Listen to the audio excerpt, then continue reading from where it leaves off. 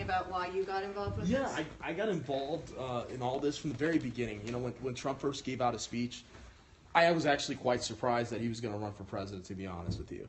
And I was nothing but ecstatic and excited about it. And I said to myself, I'm like, this is the guy I grew up watching when I was a kid. I read his book, The Art of a Deal, and it inspired me to get in business. It inspired me to want more out of life. It had a strong impact in my life. I mean, he said, if you think big, you can achieve big things. And for me, that was a big model to live by. And my whole life has been, I've been living by that. You know, like, I don't drink. He set an example. You know, drinking didn't get his family far. His brother was an alcoholic. I had family members that faced with alcohol problems. And to myself, I was like, you know, I'm going to set an example and not do that. I want to set an example to people not to do that stuff. So I want to be clean, and I want to be able to do things with having a straight mind, where my mind can think, focus, and do things that I want to do and achieve in my life. And when I worked really hard at a very young age, and I said to myself, you're either going to be a doer or someone that just sits down and doesn't do anything. But I saw communities. I lived in Inglewood. I was born in the city of Inglewood. And I saw that community so broken at a young age. And I lived in Hawthorne also, and I moved to Torrance later in life. But even Torrance, we have our flaws. But there are communities within the Hispanic and Latino communities that are so broken, and for me that's hard. It's a serious thing when you see people that come to this country and they want to live in the same mentality as they lived in a third world country. For me, it's like, you know, you have to, when you come into a country, there's a form of assimilation. Marco talks about how he's more sensitive because he's more in the center of things. You know, I'm not. I see that they have to assimilate to a process. My family came here. They were apart from each other for 5 years. My grandfather and my grandmother. He worked here, got sponsored by a company, he got his papers, everything, then brought the rest of the family here. But if it wasn't for him doing that, my family wouldn't have come here. They wouldn't have had the freedoms they had. But they did things right. My mom had 13 brothers and sisters. You know, 13 brothers and sisters, that's a huge family. But they did it right. And they were apart from each other for many years, for up to 10 years. Some of the brothers and sisters didn't even see each other because everybody's going through a process. There is a process. There is a process people have to go through. We have to obey the laws in our country. We have to make sure we're enforcing the legal immigration laws and policies.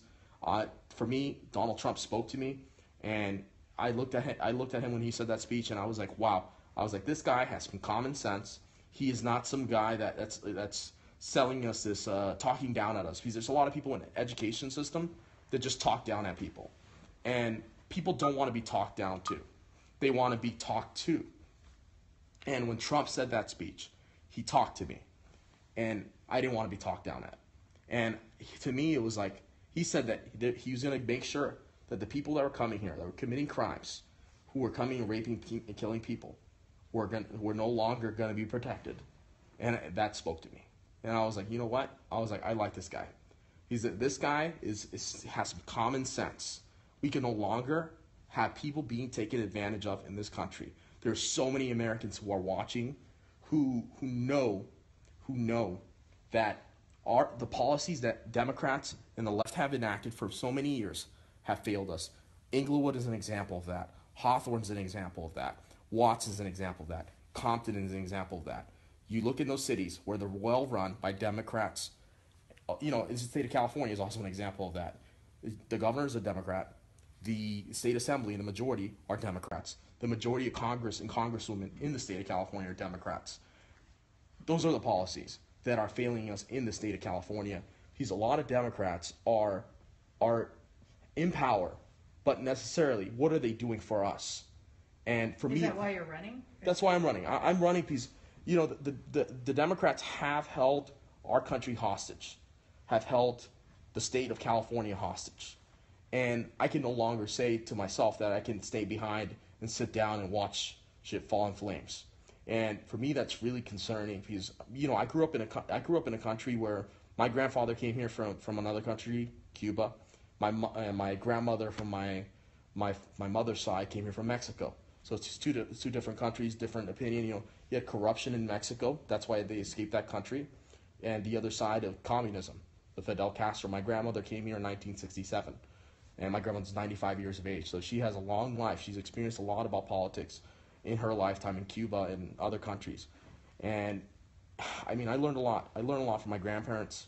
I learned a great deal of politics from my family, and they taught me that you have to appreciate this country that we live in, because there's so many freedoms that we have here that a lot of countries don't have. And the amazing part about this country that you're able to succeed in business, you're able to create wealth overnight. And that is the beautiful part about this country. You have the freedom to do whatever you dream of. And if you dream of something and you think it, you can create it. Like Walt Disney said, if you think it, you can create it. I live by that model, because if you do create something, you create something for the good of society, and you build society. You create jobs. You build the infrastructure. You have to have a foundation. There has to be a foundation. When you build a house, you first build a foundation. There is a foundation to a house, and that's why I'm running for Congress. Thank you.